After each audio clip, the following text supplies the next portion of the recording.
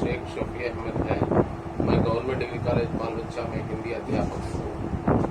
भद्राद्री कोत्तगुड़म जिला से आता हूँ और तेलंगाना राज्य से आता हूँ।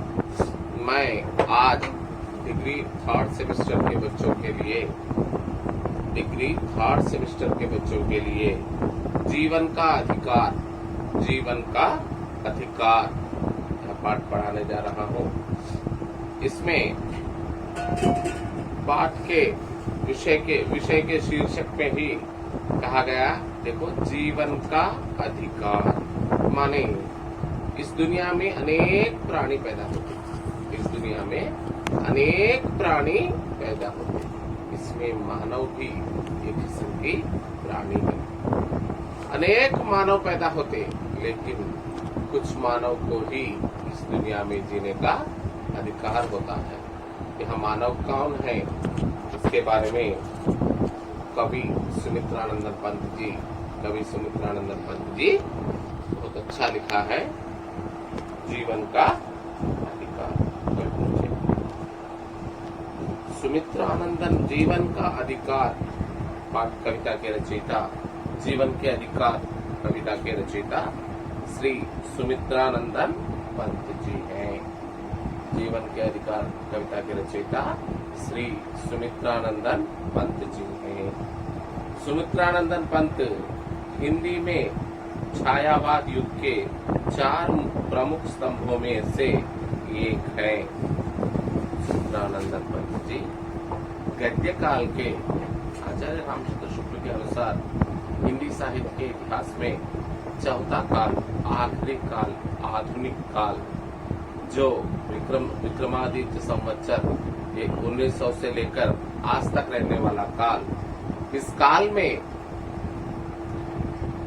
आधुनिक काल में अनेक वाद, हिंदी साहित्य में अनेक किस्म के वाद हमारे सामने आए। उसमें छायावाद, प्रगतिवाद, प्रयोगवाद, इस तरह से अनेक किस्म से रहस्यवाद,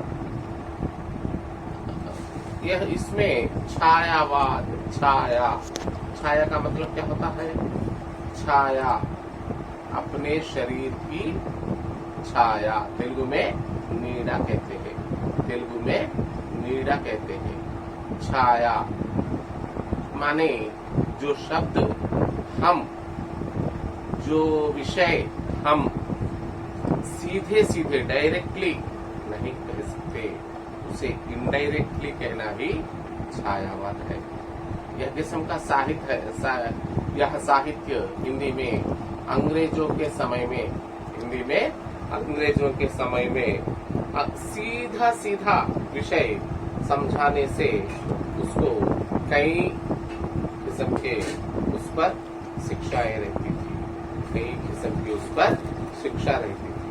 लेकिन उसको इनडायरेक्टली सीधा छोड़कर छाया से समझाने से हिंदुस्तानी लोग तो समझते थे, मगर अंग्रेजी लोग नहीं समझते थे। इससे कवियों को अपना सम्मान बचा सकते थे। ऐसे छायावादी कवियों के, ऐसे छायावादी छत के, ऐसे छायावादी घर के मूल स्तंभ 4 है। ऐसे छायावादी छत के मूल स्तंभ 4 है। उसमें सुमित्रानंदन पंत जी एक है। सुमित्रानंदन पंत हिंदी में छायावाद युग के 4 प्रमुख स्तंभों में से एक है। 4 प्रमुख स्तंभों में से एक है। उनका जन्म अल्मोड़ा जिले के कौसानी नामक ग्राम में 20 मई 1900 में हुआ। सुमित्रानंदन पंत जी का जन्म अल्मोड़ा जिले में कौसानी नामक ग्राम में 20 मई 1900 साल 1900 ईसाई में 20 मई 1900 ईसाई में हुआ। जन्म के 6 घंटे बाद ही मां को क्रूर मृत्यु ने छीन लिया। बालक के जन्म लेते ही उनकी मां, सुमित्रानंदन जी पंत जी की मां, कुछ उसे क्या कहते हैं तेलुगु में बालिंता जब्बू के, कुछ इस किस्म की बीमारी से बच्चे का जन्म लेते ही 6 घंटे में सुमित्रानंदन पंत जी की माँ का मृत्यु हो गई। उनकी माँ का डिलीवरी की बीमारी से उनकी माँ की मृत्यु हो गई। शिशु को उसकी दादी ने पाला पोसा। 6 घंटे के गोश्त के टुकड़े को, 6 घंटे के खून के टुकड़े को, 6 घंटे के अनोखे बालक को दादी के गोद में जाना पड़ा, क्योंकि 6 घंटे में ही उसकी माँ, उस दिनों में ज्यादातर माएं बच्चों को जन्म देते देते उस समय के बीमारियों का शिकार होकर मर जाती थी। इसी तरह वह माँ भी सुमित्रानंदन पंत जी को जन्म देकर 6 घंटों में उसकी मृत्यु हो गई। माँ की पुनर्जन्म होता है बच्चे को जन्म देकर, अगर माँ जीवित रही तो उसका पुनर्जन्म होता था उस दिन। इसी तरह से उसका पुनर्जन्म नहीं था, वहीं उसका जन्म समाप्त हो गया। सुमित्रानंदन पंत जी की माँ 6 घंटों में उसकी मृत्यु हो गई। उसकी दादी, सुमित्रानंदन पंत जी की दादी ने उसे पाला और पोसा। शिशु का नाम रखा गया गुसाई दत्ता। शिशु का नाम उसकी दादी और उसके पिता ने रखा गुसाई दत्ता। वे 7 भाई बहनों में सबसे छोटे थे। उनके पूरे 7 भाई बहन थे। उस जमाने में एक दर्जन से भी ज्यादा बच्चे रहते थे। इस तरह से सुमित्रानंदन पंत जी से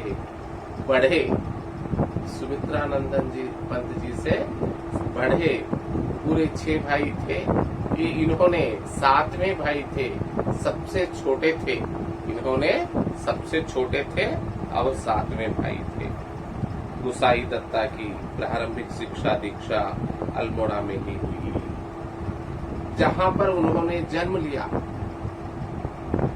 गुसाई दत्ता जहां पर जन्म लिया, गुसाई दत्ता उर्फ सुमित्रानंदन पंत, जहां पर जिस अल्मोड़ा गांव में जन्म लिया, उसी अल्मोड़ा गांव में उनकी प्रारंभिक शिक्षा पूरी हुई। उसके बाद वे अपने मंझले भाई के साथ काशी आ गए और क्वींस कॉलेज में पढ़ने लगे। मंझले भाई, मंझला माने बीच का भाई के साथ उन्होंने अपना गांव अल्मोड़ा छोड़कर यहाँ उत्तर प्रदेश में रहने वाला अल्मोड़ा जिला कौसानी ग्राम, उत्तर प्रदेश राज्य में रहने वाला। ज्यादातर हिंदी कवि उत्तर भारतीय होते थे, थोड़े बहुत दक्षिण भारतीय होते। इस तरह से उन्होंने प्रारंभिक शिक्षा के बाद अपने मंझले भाई के साथ क्वींस कॉलेज काशी में आकर पढ़ने लगे। उत्तम शिक्षा के लिए उच्च शिक्षा उन्होंने क्वींस कॉलेज में पढ़ने लगे। वहां से मैट्रिक उत्तीर्ण करने के बाद वे इलाहाबाद चले गए। उन्हें अपना नाम पसंद नहीं था। वहां पर क्वींस कॉलेज में उन्होंने मैट्रिक पास किया। वहां से उन्होंने इलाहाबाद चले गए। लेकिन मैट्रिक पास होने के बाद भी उनको अपना नाम पसंद नहीं था। इसीलिए उन्होंने अपना नाम रख लिया सुमित्रानंदन पंत। उन्होंने खुद ब खुद रख लिया अपना नाम, जो दादी से और पिता से रखा गया गुसाई दत्ता नाम उनको पसंद नहीं था। इसीलिए मैट्रिक पास होने के बाद उन्होंने इलाहाबाद जाकर अपना नाम सुमित्रानंदन पंत में बदल लिया।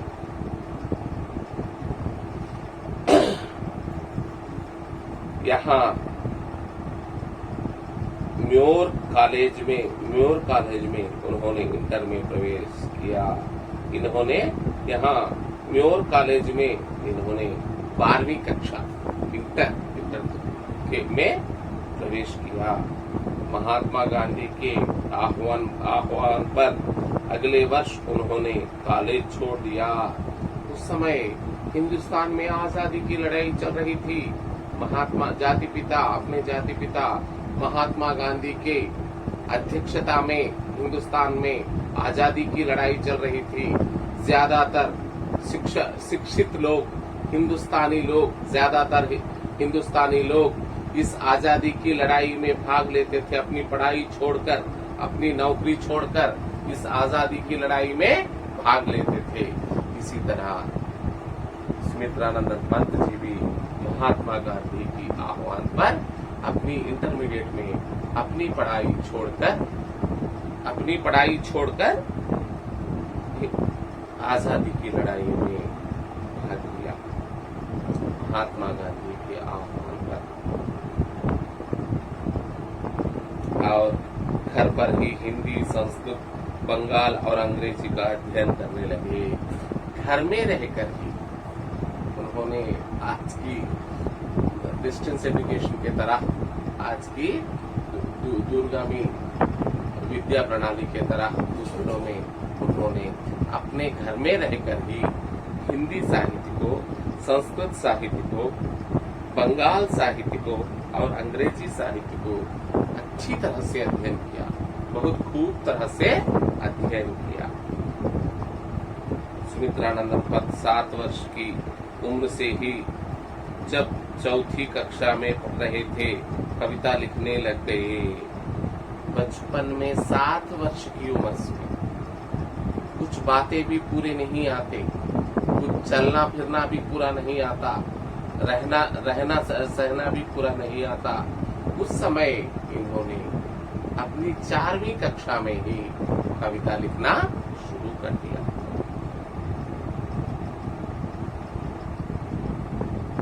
सन 1938 से 1965 के काल को स्वयं कवि ने अपने कवि जीवन का प्रथम चरण माना है। सन 1938 से सन 1965 के काल को स्वयं कवि ने अपने कवि जीवन का प्रथम चरण काल माना है। 1938 से 1965 के बीच का काल को कवि ने प्रथम चरण, स्वयं कवि ने अपने कवि जीवन का प्रथम चरण काल माना है। 1900 में पैदा हुए कवि सुमित्रानंद पंत जी, 1900 में पैदा हुए गुसाई दत्ता उर्फ सुमित्रानंद पंत जी अपने 1938 में, माने अपने 38 साल की आयु में से 1965 तक, अपनी 65 साल की आयु तक अपने कवि जीवन का प्रथम चरण माना है। इनकी प्रमुख रचनाएं इस प्रकार हैं। सुमित्रानंद पंत जी अनेक हिंदी रचनाएं की, हिंदी साहित्य में अनेक योगदान दिया। छायावाद में अपना बहुत अच्छा योगदान दिया। ऐसे कवि, इनके प्रमुख रचनाएं 1919 में, अपनी 19 साल की उम्र में कविताएं, 1919 में वीणा, अपनी 19 साल की उम्र में ही वीणा कविता को इन्होंने लिखा। 1920 में ग्रंथि, अपनी 20 साल की उम्र में ग्रंथि रचना को इन्होंने लिखा। 1926 में पल्लव, 1926 में इन्होंने पल्लव रचना की। 1932 में गुंजन, 1932 में गुंजन। 1937 में युगांत, 1937 में युगांत की रचना की। 1938 में युगवाणी, 1938 में युगवाणी की रचना की। 1940 में ग्राम्य की रचना की। 1940 में ग्राम्य की रचना की। 1948 में 1947 में जब हिंदुस्तान आजाद हुआ, जब स्वर्ण किरण की रचना की उन्होंने, 1947 में स्वर्ण किरण की रचना की। 1947 यह सब कविता है। इनकी कविताएं 1919 में वीणा, 1920 में ग्रंथि, 1926 में पल्लव, 1932 में गुंजन, 1937 में युगांत, 1938 में युगवाणी, 1940 में ग्राम्य, 1947 में स्वर्ण किरण और 1947 में ही स्वर्ण धूली। 1947 में 2 रचनाएं की, एक स्वर्ण किरण, दूसरी स्वर्ण धूली। उत्तर 1949 में उत्तरा, 1949 में ही युगपथ, 1949 में भी 2 रचनाएं की, एक उत्तरा, दूसरा युगपथ। 1958 में चिदम्बरा, 1958 में चिदम्बरा। 1959 में कला और बूढ़ा चांद, कला और काला और बूढ़ा चांद 1959 में। 1964 में लोकायतन, 1964 में लोकायतन। 1969 में गीतहंस। इस तरह की रचनाएं की इन्होंने।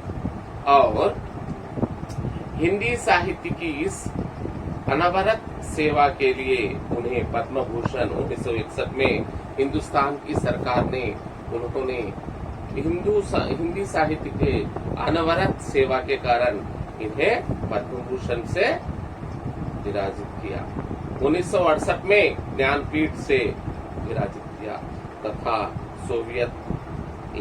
सोवियत लैंड नेहरू पुरस्कार जैसे उच्च श्रेणी के सम्मानों से अलंकृत किया गया। सुमित्रानंदन पंत के नाम पर कौशानी में उनके पुराने घर को, जिसने वे बचपन में रहा करते थे, सुमित्रानंदन पंत वीथिका के नाम से संग्रहालय के रूप में परिवर्तन कर दिया गया। इसमें उनके व्यक्तिगत प्रयोगों की वस्तुओं जैसे कपड़ों, कविताओं की मूल बहुलिपियों, छायाचित्रों और पांडुलिपियों और छायाचित्रों, पत्रों और पुरस्कारों को प्रदर्शित किया गया। उनकी सारी बचपन से लेकर उनके मृत्यु तक हुई हर घटना, हर पुरस्कार, हर चीज, हर पहनावा, हर खाने का चीज, हर वस्तु का इसमें प्रदर्शित किया गया। इसमें एक पुस्तकालय भी है जिसमें उनकी व्यक्तिगत तथा उसके संबंधित पुस्तकों का संग्रह है। उनका देहांत 1977 में अपनी 77 के उम्र में हुई। आधी शताब्दी से भी अधिक लंबे उनके रचना का कर्म में आधुनिक हिंदी कविता का पूरा एक युग समाया हुआ था। आधुनिक हिंदी कविता का पूरा एक युग समाया हुआ था। उनकी 19 साल की उम्र से लेकर 77 साल की उम्र तक, उनकी मृत्यु तक, उनकी 19 साल से लेकर 77 साल की उम्र तक, उनकी मृत्यु तक